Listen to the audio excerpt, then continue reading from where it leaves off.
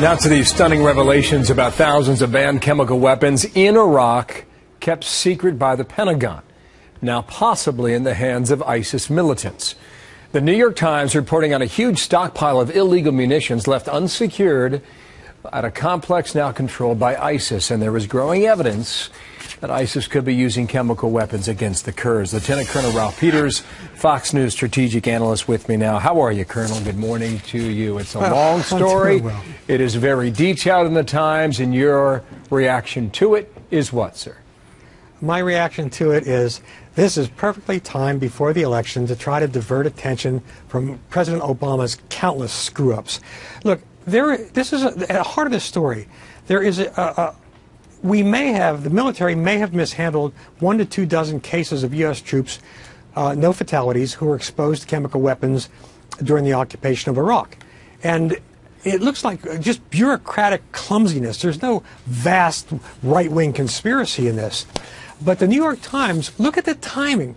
It's above the fold, front page, four full pages inside the paper, and there's some good reporting in there, and a lot of jumping to contusions, as the Bowery boys used to say, connecting dots that don't connect.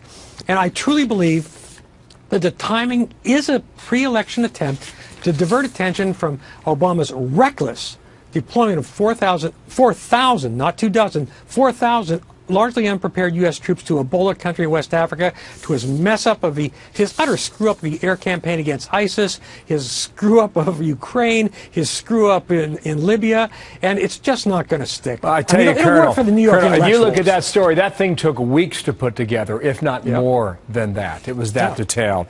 Here is John Kirby, Pentagon press secretary, earlier today on screen for our viewers. Quote, "The Defense Department made public its discovery of these munitions as far back as 2006 and acknowledged the likelihood that more could be found." I don't necessarily remember that in 06. Do you? Well, no, I don't remember it, and we'll have to see about that. But look, if there was some sort of low-level cover-up or some sort of cover-up, I certainly don't blame the military for that. I'd lay that probably at the foot of the neocons. But really, I can't stress enough that while we have to take care of every soldier and take these cases seriously, this isn't the huge scandal the New York Times is portraying it as. This is, to me, a political stunt. And look, the New York Times, Bill, as you know very well, has a really good reporting staff. The news reporting is generally really good. The editorial pages, commentaries are abysmal. And unfortunately, it looks like this time the news staff got co-opted by the editorial impulse to protect Obama. And by the way, let's just get it out and also say that there is no great threat from these old weapons, from them getting the hands of ISIS and being used against the U.S. No threat. Well, no, I'm not saying no threat, but very small.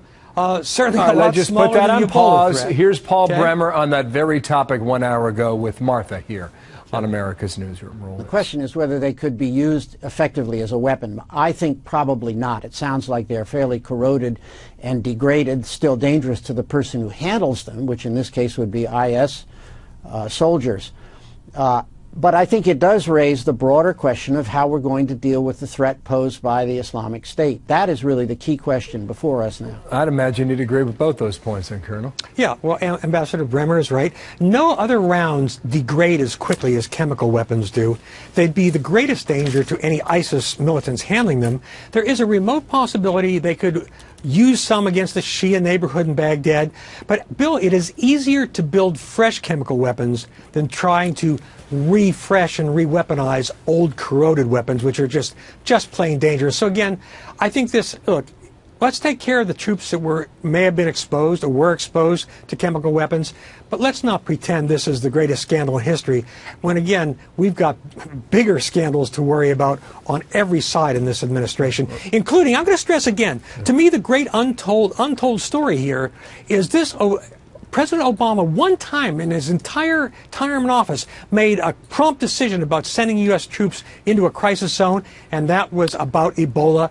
Premature, unprepared, and boy, I hope they'll come home safe. Well, you could make an argument on Libya, too. That was from the air. Ralph Peters, thank you for your time, sir. Out of Washington. Thank you, Bill. Thank you, Colonel. Martha.